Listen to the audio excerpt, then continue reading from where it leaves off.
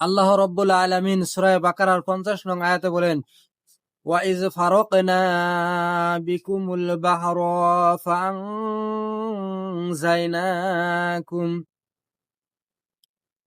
ওয়া এবং ইজ ফারাকনা আমি আলাদা করে দিয়েছিলাম, বিকুমুল বাহরা বিকুম তোমাদের জন্য, বাহরা সমুদ্রকে। আল্লাহ রব্বুল আলামিন বনি ইসরাইলদের জন্য সমুদ্রকে আলাদা করে রাস্তা বানিয়ে দিয়েছিলেন। তাফসিরে ইবনে কাসিরে বলা হয়েছে যে আল্লাহ রব্বুল আলামিন বনি ইসরাইলের 12টি গোত্র ছিল, 12টি গোত্রের জন্য 12টি আলাদা আলাদা রাস্তা বানিয়ে দিয়েছিলেন।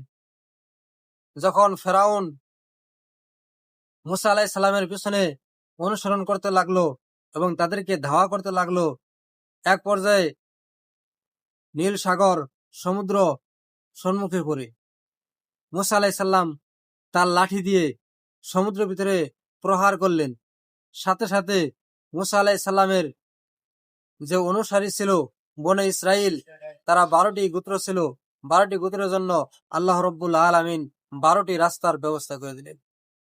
সুবহানাল্লাহ। ওয়া আনজাইনাকুম, এতবার এভাবে আল্লাহ রব্বুল আলামিন বনি ইসরাইলদেরকে ফেরাউনের হাত থেকে রক্ষা করলেন। ওয়া আগরাকনা আলা ফিরআউনা ওয়া আনতুম তানজুরুন। ওয়া আগরাকনা, আল্লাহ রব্বুল আলামিন বলেন, আমি তাদেরকে পানির ভিতরে চুবাইছিলাম, তাদের পানির ভিতরে তাদেরকে ডুবে দিয়েছিলাম, নিমজ্জিত করেছিলাম। আলা ফিরআউনা, ফেরাউনের সম্প্রদায়কে, অর্থাৎ আল্লাহ রব্বুল আলামিন ফেরাউনের সম্প্রদায়কে পানির ভিতরে নিমজ্জিত করে দিয়েছিলেন। ওয়া আনতুম তানজুরুন,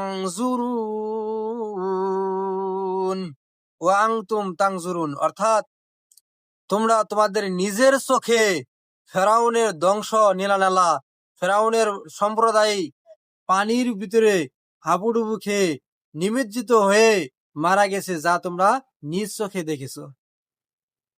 আল্লাহ রব্বুল আলামিন এভাবে বনি ইসরাইলদেরকে ফেরাউনের হাত থেকে রক্ষা করেন এবং ফেরাউনের সম্প্রদায়কে নীল নদে নিমজ্জিত করে তাদেরকে ধ্বংস করে দেন।